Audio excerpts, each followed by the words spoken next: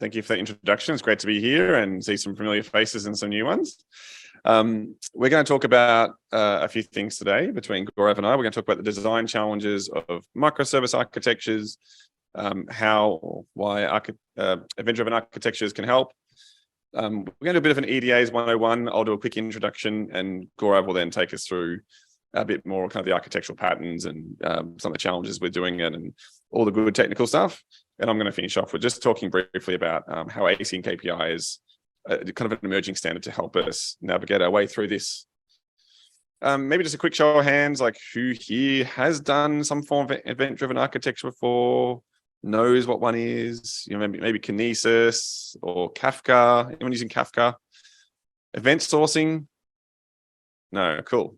Yeah, there's a whole range, right, of like sort of EDAs and kind of what you can get with them. And Gaurav's going to hopefully take us through some of the fun stuff in there. But good to see that at least there's a good level of familiarity. Okay, so let's get started. It's a bit weird because my notes are here, so I'm just going to do that a little bit. I hope we're not hiding into the corner. So microservice adoption, as we know, is just growing like crazy.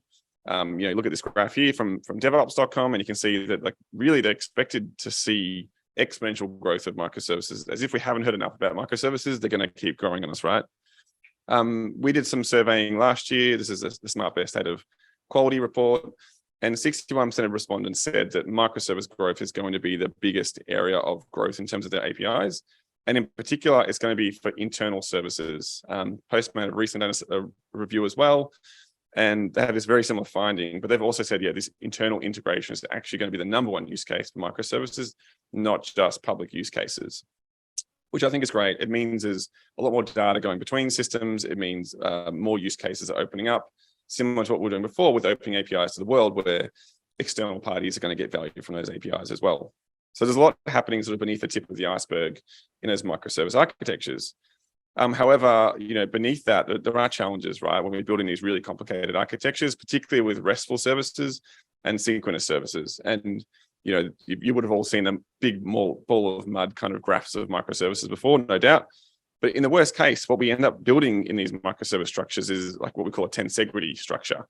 And I hadn't heard this before. Michael Nygaard does a great talk on coupling, which I'm going to steal from here. But he talks about this idea that all the microservices are stuck together, but they're actually held in this tensegrity structure where the balance and the pushing and the pulling of all the different pieces actually keeps it all together.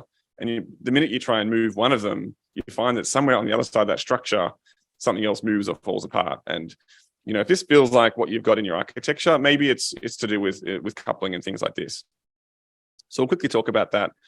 Another thing we found through research as well is that just a gap in design and development skills in this space is still a problem for most enterprises. But talking about coupling, we do talk about coupling a lot, and we usually use it in a term that means it's negative, right? These two things are coupled together. Well, coupling isn't always bad, but there are different types of coupling, and some of those coupling can be bad or they can create challenges. So you should be aware of what these are in your architecture and use them, to your benefit. So we'll briefly talk about those. There's three types of coupling that I think are really relevant to talk about in the context of event-driven, particularly when compared to RESTful architectures or synchronous systems. RESTful just tends to be the most popular. So the first one is operational coupling. So just think about basically what we're saying here is a consumer cannot run without a provider. So in the case of a RESTful service, you have operational coupling. You have a service A talking to service B, and they need to both be up for that to work. So not surprising. But there is side effects of this, right? One is a temporal coupling. They need to be available in both space and time in somehow. And this usually causes us to have, we need to guard against that, right? So if one service is down, but the other service needs it, service A needs to go, well, what do I do in a case that is down? What is my behavior? So you've got to guard against this. This is complex. But the other bigger issue potentially is around availability and security and these other sort of non-functional things. So in the case of synchronous systems, especially in long chains, your availability, your security, your latency, and so on, throughput is strictly at least as bad as your worst link, and usually worse than that. So the second type of coupling to talk about is development coupling, which basically means that changes in one system have to happen in another system to be able to get it out the door. And so we've seen this before, particularly like in SOAP back in the day, but we still have it happen now, right? Where maybe you're making a change to an API on the provider side, and the consumer has to change to go with that because maybe you're renaming a field or you're refactoring something. This kind of coupling, for whatever reason, tends to be more prevalent in synchronous systems. It's easier, maybe developers, it's just easier psychologically to build it that way. But obviously we have patterns and things like versioning and Postel's law and obviously contract testing, obviously. But it just seems to be more prevalent in synchronous systems. And the third one is what Michael calls semantic coupling, which is a really fascinating one. It basically says changes must happen because of a shared concept. And this sounds really kind of weird and abstract, but when you start to think about it, you realize how pervasive it can actually be. So basically, let's say you've got a system like this where you need to know about a stock keeping unit, right? It's a concept we all need to know about because it's really important. And it's a concept that should be able to go across multiple domains. What happens though is if you change that concept over time or you add something to it or enrich it, it's easy to leak that information out into other systems. So that information hiding or decision hiding. And now all of a sudden, let's say you need to modify a stock keeping unit, which previously had the raw cost of that product. And that was really important. And all of a sudden, now you've got a digital product where the raw cost is basically nothing. And you've introduced some new concept called a price point, which factors that in. All of a sudden, you've got this ripple effect throughout the system where all the downstream systems also need to know about this new concept. That is a particular form of semantic coupling we want to try and avoid. And again, it tends to happen in sort of flow-based systems, particularly with synchronous systems, because of the way we design them. And so really anything with like the word flow in it, like an order fulfillment flow, are really susceptible to this form of coupling. And Michael calls this kind of a semantic polymer. So the idea that, there's a long chain of things that are really stretchy and stuck together, and it's very hard to pull it back apart. So we want to avoid this kind of coupling. And this is where event-driven architectures can help.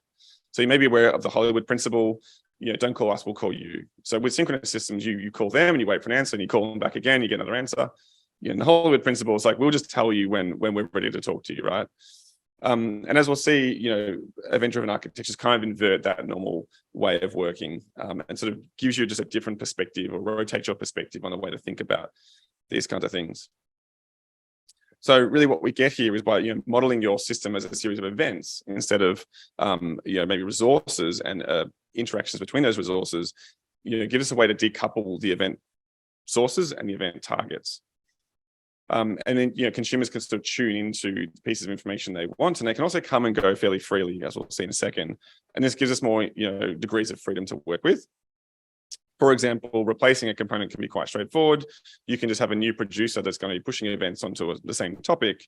And the consumers are blissfully unaware of where the source of that event came from.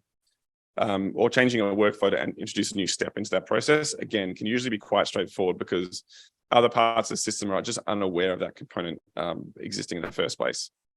It also gives us a lot greater operational efficiency, particularly with things like availability and throughput and so on. And the research from Solus, which is a proprietary provider in the space, basically cited the benefits that most of their customers say is around the same thing. It's actually mostly around improving application responsiveness and latency and speed, improving customer experiences, which I think is basically a proxy for the same thing, and being able to respond to events in real time. So we'll talk about some of those use cases in a minute as well.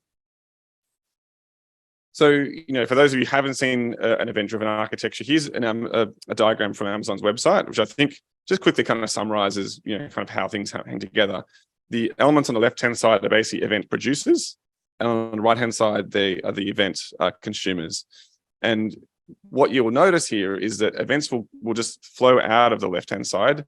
And in this case, we're using a routing-based system to do that. And the events will just land somewhere else on the consumer side, and new consumers can come and go as they please. So in this case here, when the retail side produces a new order request, that actually gets routed to all the systems on the right-hand side. It will make its way to the warehouse. We can update the inventory. It'll make its way to the finance system so we can, account for that. And it might make its way to the customer relations as well so that we can talk to those customers and have that rich relationship. But in the case about returns, well, that only needs to go through to the warehouse, so we can again account for the fact that something's coming back in the warehouse. Now it's available, and we need to modify our accounting to make sure that we're not, accounting a sale that didn't happen. And so you get this real flexibility and decoupling of those systems. So just some of those use cases that we see, and it seemed to be the most prevalent, are things like IoT. That was probably my first real introduction into a larger scale event-based system, which was at Melbourne Uni doing people counting, which was quite a fun project. But high performance real-time systems, so fraud or stock trading and things like this, tend to be. I think you've all heard like the Formula One use Kafka, and a billion messages however long, right, to be able to optimize it, those kinds of things. But distributed transactions, like something maybe a bit more mundane, tends to be better built through these kinds of systems. Event sourcing and modeling is opened up because of these kinds of technologies. And even just something, even just as mundane as the other one is replacing polling and webhooks and building a simpler system there. So I'm going to hand over to Gaurav now, who's going to talk about a bit more detail about the architectures. Good morning, everyone. Thank you, Matt. Thanks everyone for joining us today. Yeah, so with okay, cool. So when it comes to event-driven architecture, right, the core of the system, it all starts with the event. And I've often observed, like, if you talk to different people, an event subtly means different. There are differences in what they, think or perceive as an event. So I'm going to spend a minute just talking about the event, and then we will look at some event-driven architectures. But the key aspect being that you need to really think and put an effort to design your event. So from a definition online, an event is a thing that happens or takes place, especially one of importance. And this could be an event going to happen in the future. But if you look at what systems we build and what software we write and what the producers of our system, an event has happened. It's always in the past. You don't want to tell someone, hey, something is going to happen. They perhaps don't care about it. What they want to know is what's happened. An order was created. That's an example. So an event represents a fact of information, and the fact is it has happened. You can't change it. And over time, you're just accruing facts. So it's like you're accruing knowledge.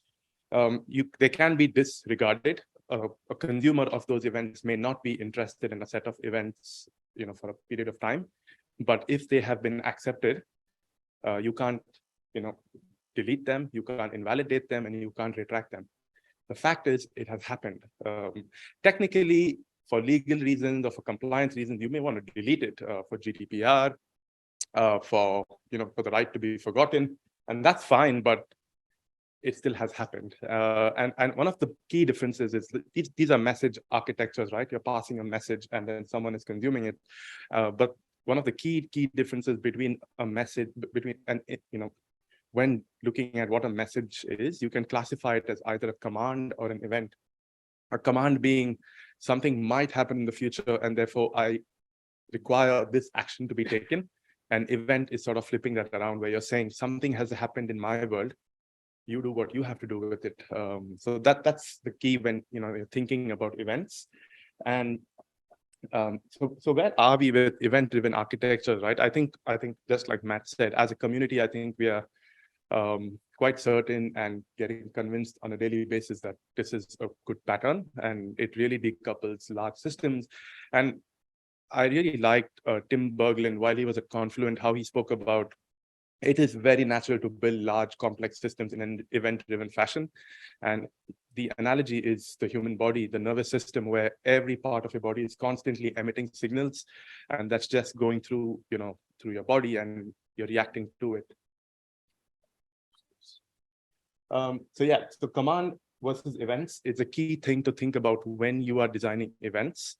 One is about telling a system what to do. Another thing is the event being, this has happened in my world, and you're just asking observers, or you're just notifying your observers or consumers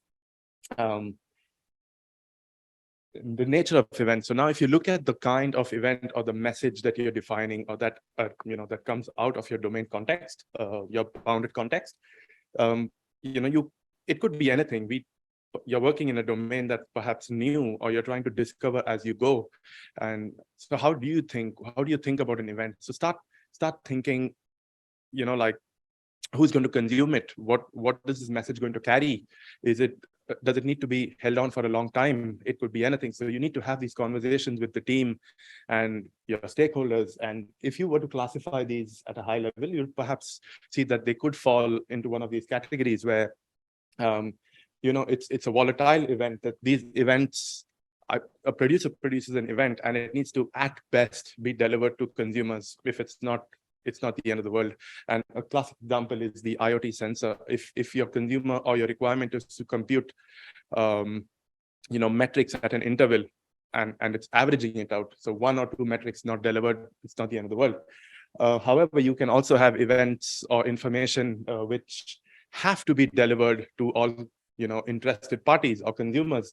That means the architecture you choose has to persist events till they are delivered to consumers. And an example in this is, your instrument tick prices. A consumer is paying for those ticks, and as a producer, you need to ensure that it's delivered to them before it falls off in transit. Perhaps another style of it is the replayable events, where all your events exist for a duration of time or for a capacity of storage. So it needs to be persisted reliably for any reasons, like financial transactions or order management systems, where an order that's placed in the system perhaps always lies till the life cycle of the order. Again, going back to designing an event, I've seen this, quote from Greg Young. So when you start modeling events, it actually forces you to think about the behavior of the system, as opposed to thinking about the structure of your system. One thing I've noticed with development teams, and as a developer in general, when we get a business problem, we start thinking about what's our database schema, how are we modeling this, what are the foreign keys and the relationships, and how am I going to query this? But when you start thinking of putting event first, then you're thinking, in a domain fashion, what is my bounded context or my domain mean? What are other people going to be interested in? And that's quite important, because you don't perhaps need to communicate everything that has happened inside. It doesn't really matter. Pet Helen from Microsoft back in the day wrote a paper on when designing service-oriented architectures, think about data on the inside versus data in the outside. And this was around, you may, like, when you're creating events or you're designing systems, data on the inside is very, very, new, latest, transient, changing, versus data on the outside has to be immutable. It exists and people are going to consume it thereon. So at what grain, at what scale, at what level of the bounded context it is, it's important to think about, these things. And that can be applied to events as well. If you're an event-driven system, think about who it's going to, what they need. And a good example of this is, let's say you're building a e-commerce platform, and a cart item added or removed is an internal event to a order management system, but a shipping or a billing don't care whether something has been added to a cart. What they care about is when an order was placed or canceled. So these are perhaps internal events. Those are probably events on the outside. There are techniques and ways to identify this: event storming, event modeling, in general conversations. Think about it, talk to your teams,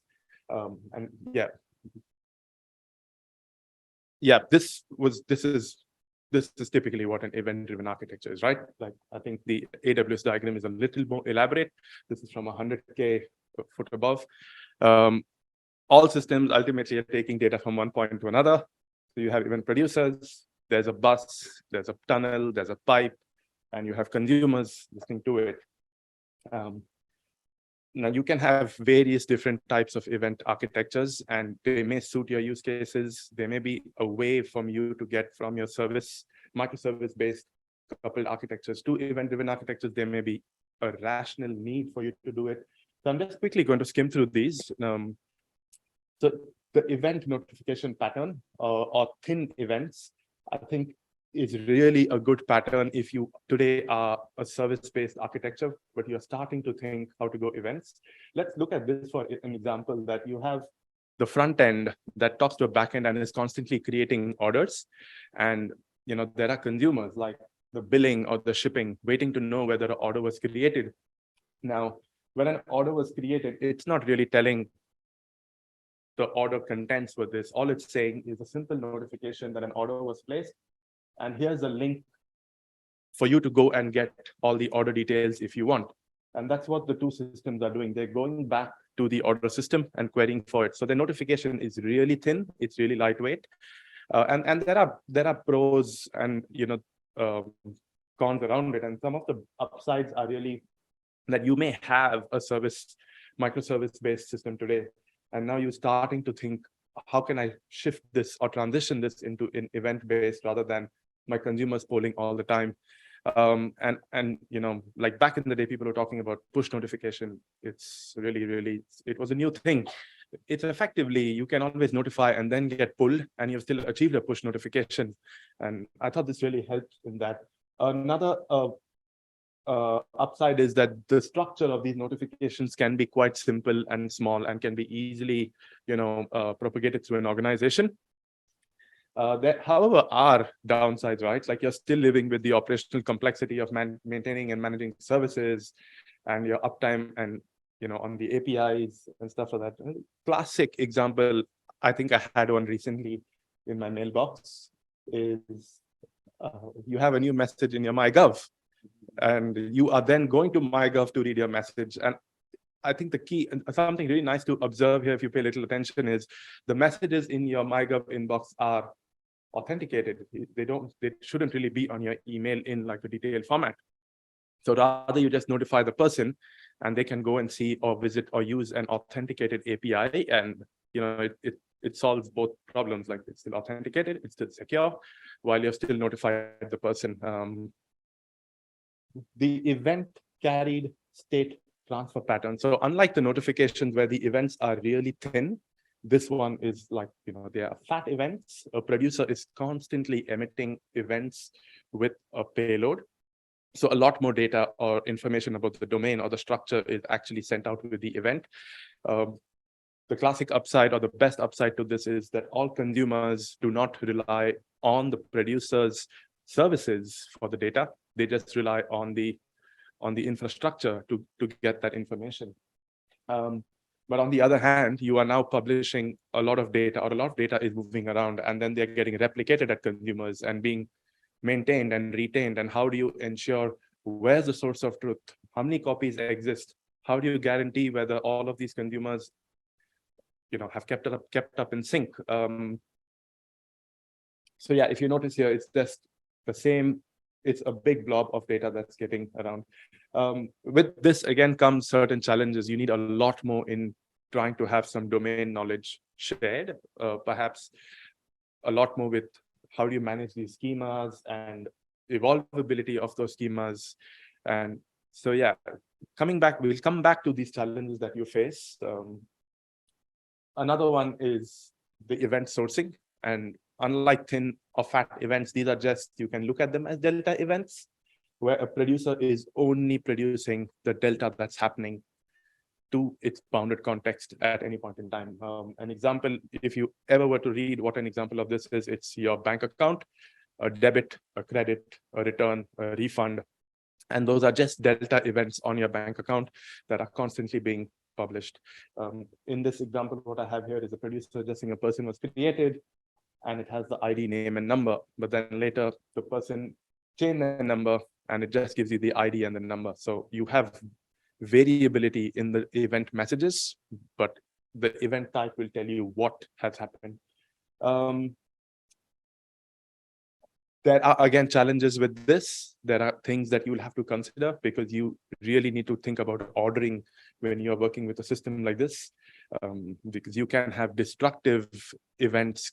You may consume out of order, and then you have destructive updates to your system. For example, an order was created and then an order was deleted. Imagine if you consume them out of order, and if they were only giving you the least amount of information, then you're running the risk of being completely out of sync. So these are interesting challenges to solve, but I would highlight that in general, event-driven architecture yields a lot more benefits than its cost when compared to microservices architecture. And CQRS is not necessarily an event-driven architecture, but it's more a pattern where you're just separating, what events, what forms the bounded domain and how it is represented. So command query responsibility segregation. So assume you're getting events, which are delta events about a person being created, a number change, an address change, and they're all really tiny. And when you're querying my account, my person details, an aggregate of that is being formed. So your query is very different at the core, at the data model, than compared to what the events were. So that's event sourcing. There are plenty of technologies, and keeping the nature of the event in mind, you can choose these to build your event-driven architectures.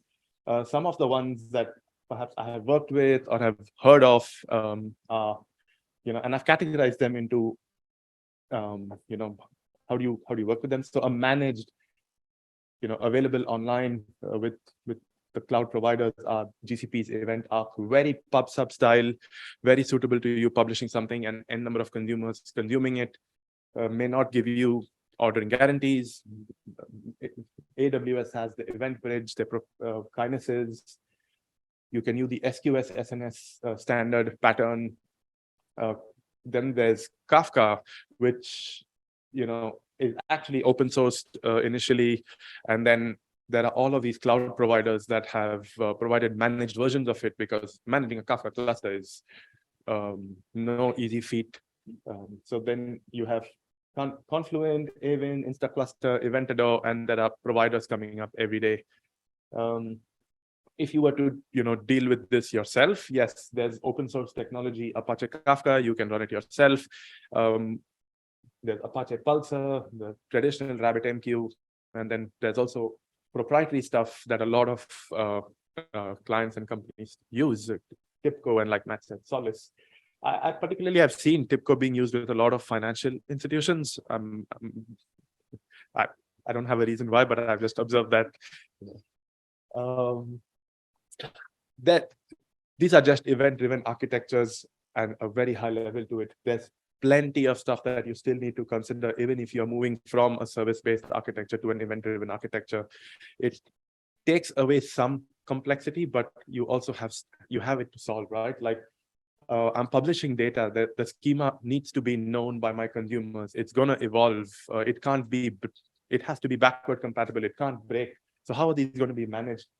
Governance on all of this data that's lying out there. Now they perhaps were authenticated APIs that had governance around them, but now they are lying on infrastructure and topics or pipes, and how are they going to be governed? Discoverability. If you have an organization, you're going to have teams that are just going to create message topics or buses every day. How are they going to be discovered? We used to talk about service discovery, but how's that going on with the data pipes? Scalability. I may have some infrastructure provision for my event-driven data infrastructure, but how is that going to scale? And I think this is a particularly very interesting thing with when you have separated out the kind of infrastructure you use for event-driven architecture. One experience I'd like to share is I was working for a micro lending company, and they were only based in Australia, and they replicated their operations in other countries. And they also wanted to form these analytical portals which would analyze on global uptake. And all they did then was just replicate the event, or they built replication around their event buses, and everyone had the data. So it's not now you're thinking, oh, do I need to replicate my database everywhere, or do I just mirror or allow for my event buses to be available? So stuff like that. Reliability. You may have a bus or infrastructure that is to deliver events to consumers, but it needs to do it reliably. Recoverability. If I lose some part of it, how am I going to recover from it? The list goes on. And I think that is where I'm going to now hand over to Matt, where he's going to take it forward and talk about the next bit. Thanks, Gaurav. Yeah, so I guess we've heard a bit about event-driven architectures and kind of how they work and why they can help solve some of our challenges. And of course, event-driven architectures aren't new. They've been around for a long, long time. But what I want to briefly talk about is kind of where we're going with this and what we're seeing in the market. And so you may have been familiar, you may have heard of an emerging technology called AsyncAPI, which we believe is kind of going to be the new standard in the space. It kind of already has emerged as that. Kind of cloud events is there as well. But you know, why does AsyncAPI exist? What purposes are trying to fulfill here? As I said, well, we've kind of already been working in a multi-protocol environment for a long time, and research is showing us that most companies now, you know, 60% or 80% of companies are working in a multi-protocol environment. They've got more than just RESTful services. They've got everything. Don't try and read the pictures there. It's not going to work. But the top one's REST, right? The REST is the most popular. SOAP is still right beneath that, and then it's just everything else. There's a lot of technologies, and you know, so things like WebSockets and gRPC and MQTT and all these other technologies, Kafka, you know, are coming into it. So the first thing is that multi-protocol is growing, and event-driven architectures are part of that, and they're growing and evolving as well. And there's this increased demand for tooling to be able to support working in these multiple technologies. You know, maybe back in the old days, we would have different teams who would look after different layers of technology, but now it's way more common to be just working as an engineering group across the spectrum of technology. And so tooling that's going to work across those technologies is becoming really important for engineering teams to get their job done. The third one is basically addressing the design and documentation gap. So again, through research, Postman, SmartBear, we're finding that designing these things, just like RESTful services, which are, you know, the predominant technology, well, we need technologies like OpenAPI to design and think about and document our event-driven architectures, and to an extent, these other technologies as well. And so really that's where AsyncAPI comes in. If you're familiar with OpenAPI or Swagger, you know, AsyncAPI is to everything not REST, as OpenAPI was to RESTful architectures. So very much inspired by OAS. I think it was actually built originally as an extension to OAS, and it's sort of evolved into its own thing. And yeah, it's this kind of open source, open initiative to help with those problems. So I just want to really quickly just help you understand what AsyncAPI is, and try to hopefully convince you that it's a really good thing to start thinking about as you move your architectures forward in this multi-protocol event-driven architecture space. So you'll see here, we've kind of got on the right-hand side a diagram showing the OpenAPI spec against the AsyncAPI spec. And it's no surprise they look really similar. The idea is that we should be able to model any type of interaction in an AsyncAPI document, including HTTP. So you can actually fully describe an HTTP API in your AsyncAPI as well. But you can also model Kafka events, or those event-driven architectures talk about, or gRPC and so on. And it does this through a couple of really cool means. But the main one is what they call bindings. You can actually specify bindings in your AsyncAPI document so that you can actually go, okay, here's my general design, but there's Kafka specific things in here we need to take into consideration, or there's Amazon SNS specific things in here, or there's Pulsar, or there's RabbitMQ, or there's, you know, the list goes on. You can also specify the payload type. So again, really common now that, you know, the previous data interchange format was mostly JSON. You know, it moved from XML to JSON. It was in the last sort of decade. But now there's a lot more. There's Avro for data pipelines. There's Protobus for high performance APIs and data pipelines as well. There's I'm going to forget other things, but you get the idea. There's plenty of different protocols, and AsyncAPI really just takes OAS. I think of it as taking OAS and just making it much more abstract and generalizable across those multi-protocol landscapes. Oh, MQTT was what I was thinking of. So things like retain policies and whatnot. So really what I want you to take away from this is AsyncAPI is a powerful way of being able to model or at least document and design your architectures across not just REST, but really all of your services. And I would encourage you all to have a little bit of a look at it to see if it can help you, bring some kind of standardization and process to those APIs, so you can reap the benefits of that. And with that, I'll say thank you very much for having us talk here, and I hand over to Ken.